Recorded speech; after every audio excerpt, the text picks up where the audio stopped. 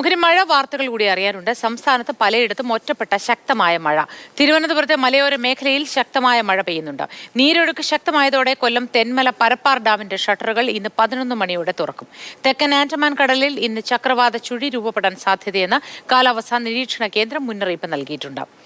Jibin J B വിവരങ്ങളുമായി ചേരുന്നു. ജിബിൻ, സംസ്ഥാനത്ത് പലയിടത്തും മഴ ശക്തമാണ്. തെക്കൻ ജില്ലകളിൽ പ്രത്യേകിച്ചും മഴ പല സ്ഥലങ്ങളിലുമുണ്ട്. ഈ തെക്കൻ ജില്ലകളിൽ മഴ എത്രത്തോളം വ്യാപകമാണ്, പ്രത്യേകിച്ച് ഈ വിനോദസഞ്ചാര കേന്ദ്രങ്ങൾ, മലയോര മേഖലകൾ തുടങ്ങിയ ഇടങ്ങളിലൊക്കെ? മൂർത്തി, സംസ്ഥാനത്ത് ഇന്ന് എല്ലാ ജില്ലകളിലും മഴ മുന്നറിയിപ്പ് ഇല്ല എങ്കിൽ പോലും തിരുവനന്തപുരം, കൊല്ലം, പത്തനംതിട്ട ജില്ലകളിലൊക്കെ തന്നെ പലയിടത്തും ഒറ്റപ്പെട്ട കനത്ത മഴയാണ് പെയ്യുന്നത്. പ്രത്യേകിച്ച് തിരുവനന്തപുരം ജില്ലയിൽ കഴിഞ്ഞ ദിവസം രാത്രി മുതൽ തന്നെ മലയോര മേഖലകളിൽ കനത്ത മഴയാണ് പെയ്തുകൊണ്ടിരിക്കുന്നത്.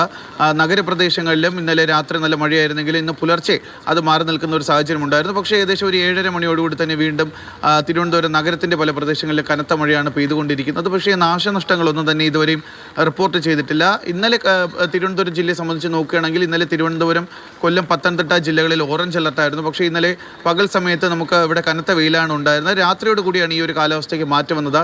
ഇന്നലെ അർദ്ധരാത്രിയോട് കൂടിയാണ് പല മേഖലകളിലും കനത്ത മഴ പെയ്യാൻ തുടങ്ങിയത്. പ്രത്യേകിച്ച് തിരുവനന്തപുരം ജില്ലയിലെ മലയോര മേഖലയായ പാലോട്, വിതുര മേഖലകളിൽ ഇന്നലെ രാത്രി മുതൽ തന്നെ അതിശക്തമായ മഴയാണ് പെയ്തുകൊണ്ടിരിക്കുന്നത്. ഇപ്പോഴും കനത്ത മഴയാണ് പല പ്രദേശങ്ങളിലും പെയ്യുന്നത്.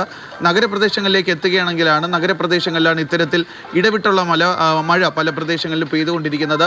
ഇന്നലെ ഈ മഴ മുന്നറിയിപ്പുള്ള സാഹചര്യം കണക്കിലെടുത്ത് തന്നെ തിരുവനന്തപുരം ജില്ലയിലെ പ്രധാനപ്പെട്ട വിനോദസഞ്ചാര കേന്ദ്രങ്ങളായിട്ടുള്ള Palode, Ponmudi, Mankayam eco tourism, Kallar eco tourism ഒക്കെ തന്നെ അടച്ചിട്ടിരിക്കുകയാണ്. ഇനിയൊരു അറിയിപ്പുണ്ടാകുന്നത് മഴയുണ്ട്. അത് എല്ലാ ജില്ലകളിലും ശക്തമായ മഴയില്ല എങ്കിൽ കൂടി ചില മേഖലകളിലൊക്കെ ശക്തമായി തന്നെ മഴ ലഭിക്കുന്നുണ്ട്.